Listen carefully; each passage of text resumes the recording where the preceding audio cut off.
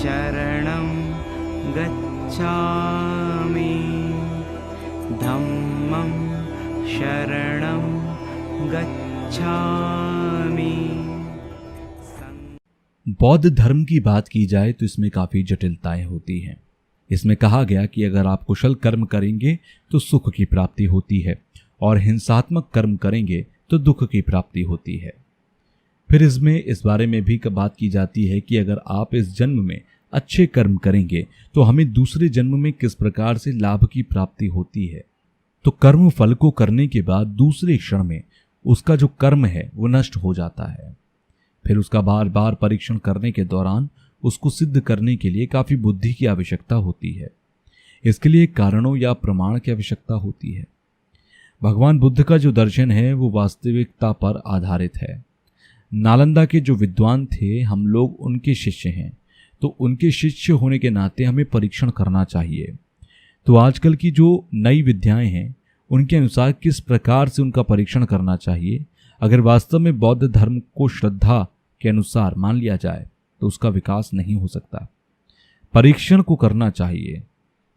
सामान्य तौर पर ऐसा कहा जा सकता है कि हमारे शरीर में 100 वर्ष तक रहने की शक्ति होती है, लेकिन आज के समय में बहुत सी ऐसी बीमारियां या बहुत सी रासायनिक पदार्थ हैं, उसके कारण इतने लंबे समय तक नहीं रह सकते। बहुत सारी ऐसी बीमारियां होती हैं जिससे हमारी उम्र कम हो जाती है।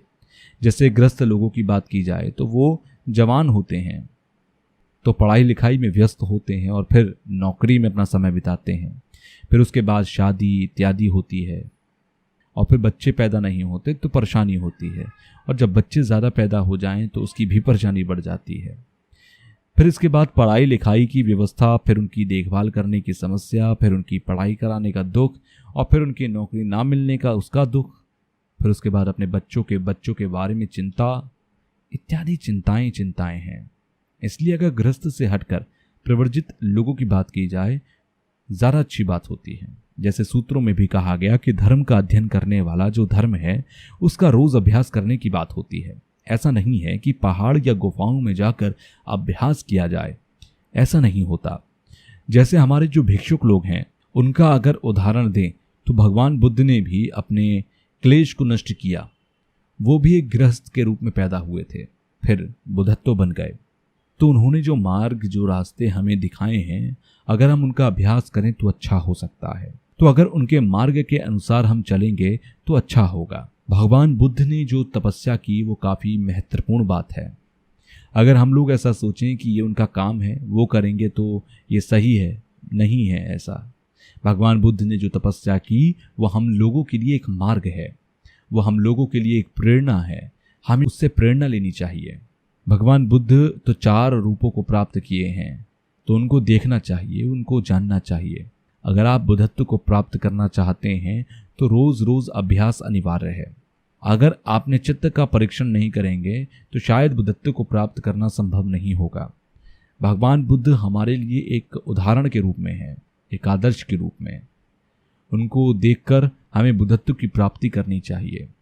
समय समय पर डॉक्टर लोग मेरा परीक्षण करते हैं। तो जर्मनी के एक डॉक्टर हैं जो घुटनों के अच्छे डॉक्टर हैं, वो काफ़ी अच्छे से मेरा परीक्षण करते हैं। तो एक बार मैंने कहा कि मैं 80 वर्ष का हूँ, तो हड्डियों में एक फ्लूइड होता है जो हड्डियों को जोड़ने का काम करता है घुटने में। तो उन्होंने कहा कि आपके घुटने में वो पदार्थ नहीं है। तो मैंने सोचा कि इस बात में वास्तविकता है। 5वें दलाई लामा की जीवनी में ये कहा गया कि जब कोई बड़ा गुरु सामने आए तो उसका सम्मान किया जाता है। परम पावन जी कह रहे हैं कि कई बार उनको उठने का मन नहीं होता था, तो वो बोलते थे कि मेरे घुटनों में दर्द हो रहा है। वो गुरु आदि को प्रणाम नहीं करते थे, बोलते थे मेरे घुटनों में दर्द हो रहा है। कुछ लोग ऐसा करते हैं कि जब किसी की मृत्यु होती है तो सब इकट्ठे हो जाते हैं, जबकि उससे पहले कोई नहीं आता। तो ये बातें गलत हैं। मेरे पोलैंड के एक मित्र हैं, वो ज़्यादातर मीट नहीं खाते। वो कहते हैं कि अगर मैं मीट खाऊंगा तो मैं मीट को प्राप्त करूंगा। मैंने सुना है कि जब आप लोग गेशे बनते हैं तो भैंस आदि के मीट को दिया जाता है। तो ये बाद में हमने बंद किया। कुछ दिन पहले मैं एक हिंदू साधु से मिला, वो कोड़ी आदि का हाथ पैर धोते थे, उनकी मदद करते थे। तो इस प्रकार के व्यक्ति काफ़ी अच्छे होते हैं। काफ़ी परिवर्तन हुआ, जिससे काफ़ी गर्मी बढ़ी, और गर्मी बढ़ने से हमारे जो भौतिक तत्व हैं उनमें परिवर्तन हुआ। और दुनिया की बात की जाए जहाँ बर्फ़ के पहाड़ हुआ करते थे वो धीरे धीरे ख़त्म हो रहे हैं और समंदर का पानी भी धीरे धीरे बढ़ रहा है और एक समय ऐसा आएगा जब आधी आबादी उसी में समाहित हो जाएगी। इस प्रकार का खतरा भविष्य में आने वाला है। 21वीं शताब्दी के अंत तक दुनिया की आबादी कई गुना बढ़ चुकी होगी और ये जो समस्या है उसे लड़ाई के माध्यम से नष्ट नहीं किया जा सकता। तो ये बहुत बुरी बातें हैं। दूसरे जन्म की बातें तो बहुत दूर है। अगर हम इसी जन्म में दूसरों के हित के बारे में नहीं सोचें तो हम कुछ कर नहीं पाएंगे।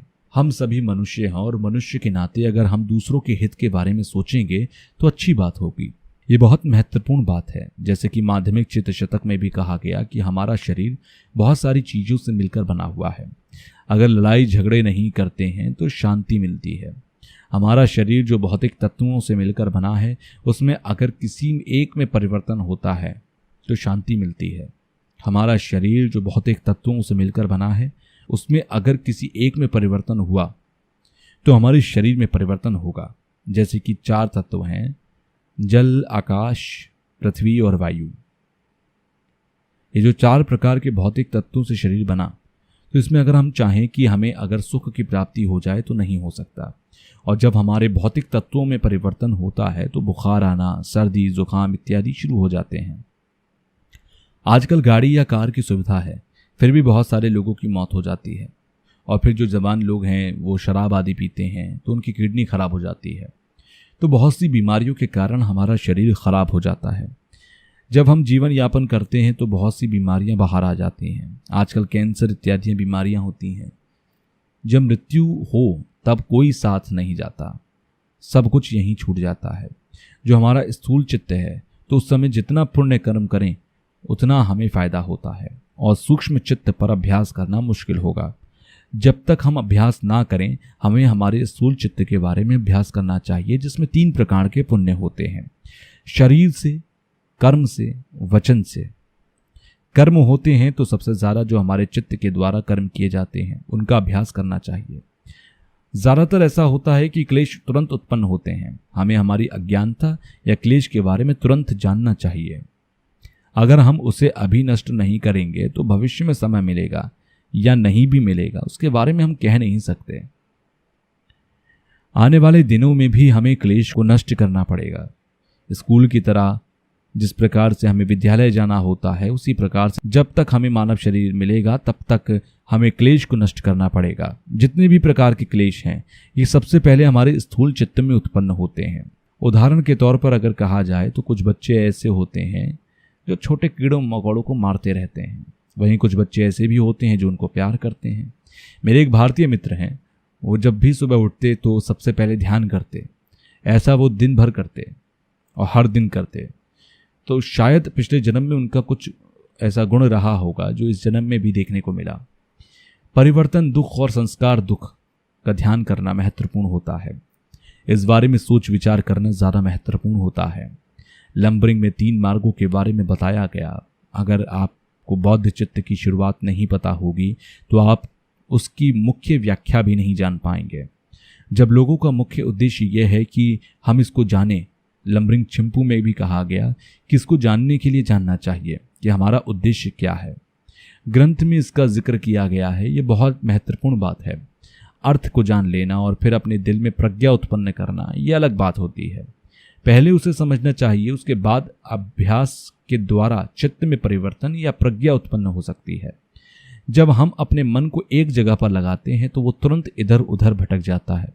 उस समय हमें विवेचना से जांच करनी चाहिए। जब सम्मत का अभ्यास करें उस समय अपने चित्त को एक जगह पर रखने की कोशिश करनी चाहिए। ये तभी संभव हो सकता है जब हम विवेचना का अभ्यास ठीक तरीके से करें।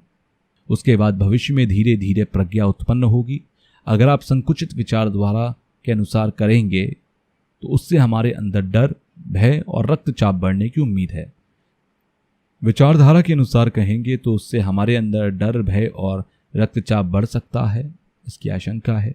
बौद्ध चर अवतार में 10 प्रकार के बल बताए गए हैं, जिसमें एक प्रकार को नकारने के लिए कहा गया। उसमें जो स्पष्ट बातें हैं वो सत्य हैं। उसके बारे में कहा गया, पढ़ते समय हमें चीज़ों के बारे में जानकारी होनी चाहिए। जैसे जब हम पढ़ाई करते हैं तो उससे कुछ सीखते हैं, उसी प्रकार जब हम अभ्यास करते हैं तो उसी में एकाग्रचित होते हैं। उसके अलावा इधर उधर अपने मन को ना भटकाएं, यही बेहतर है। अगर हम ऐसा सोचें कि बिना अभ्यास करें हमारे अंदर ज्ञान और प्रज्ञा उत्पन्न हो जाए, तो ऐसा नहीं हो सकता। जहां भी जाएं अपने मन को शुद्ध रखें, यही धर्म का अभ्यास है। सबसे पहले हमें अर्थ को जानना चाहिए। जब अर्थ को जानेंगे तो बार बार उसका चिंतन करेंगे, और रोज रोज अभ्यास करने से उसमें अगर रुचि पैदा हो जाए और बार बार अभ्यास करें तो सपनों में भी आपको बौद्ध चित्त का अभ्यास होगा। इसलिए सबसे महत्वपूर्ण है कि उसके बारे में हमें प्रयास करने की कोशिश करनी चाहिए। अगर हमेशा कहते रहें कि अपने दिल को अच्छा बनाते हैं, तो धर्म का अभ्यास जहां भी हो, आपको एक जगह पर बैठने की आवश्यकता नहीं है। यहाँ पर 8 प्रकार के लौकिक धर्मों का पाठ हो रहा है। भगवान बुद्ध के धर्म का अर्थ है कि जो हमारे क्लेश हैं हम उसका विरोध करें। जो क्लेश को नष्ट करने वाला धर्म है, ऐसे धर्म की व्याख्या करनी चाहिए। क्लेश का विरोध करने वाला धर्म अगर कोई है तो वो भगवान बुद्ध के दर्शनों में भी देखने को मिलता है। शांति और धैर्य सभी धर्मों में देखने को मिलता है।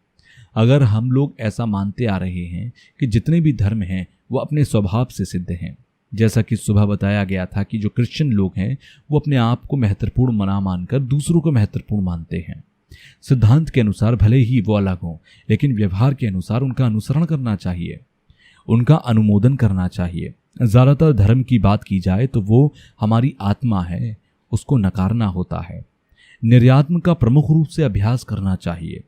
अगर हम इस जीवन में मेहनत नहीं करेंगे तो कोई भी धर्म या कोई भी चीज़ हमें प्राप्त नहीं होगी। हम किसी भी चीज़ को नहीं सीख पाएंगे। एक बार एक विद्वान से पूछा गया कि आप मृत्यु के बाद किस लोक में पैदा होना चाहेंगे, तो उन्होंने कहा कि मैं मृत्यु के बाद भी इसी लोक में पैदा होना चाहूँगा और लोगों की मदद करना चाहूँगा। तो इस प्रकार की सोच अचरज में डालने वाली होती है। जो वाकई में अपने आप को धार्मिक मानते हैं वो इस प्रकार की व्याख्या करते हैं।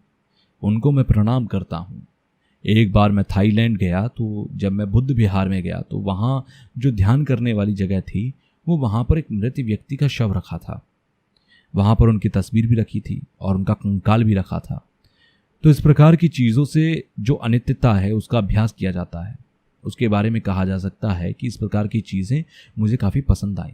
जो बहुचक्र है वो काफ़ी अच्छी बात है। इन चीज़ों को रोज़ रोज़ ध्यान देने की आवश्यकता है।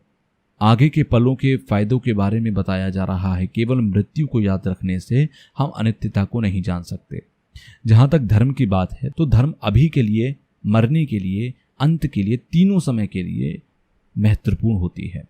इसके बारे में विचारना चाहिए। इसमें प्रेरणा और उद्देश्य का परिवर्तन होता है। उसमें अलग अलग विभेद हो सकते हैं। जो लोग पैसे के लिए काम करते हैं उसमें आसक्ति उत्पन्न होती है। हित के लिए काम करें तो उनका ज़्यादा फायदा नहीं हो सकता।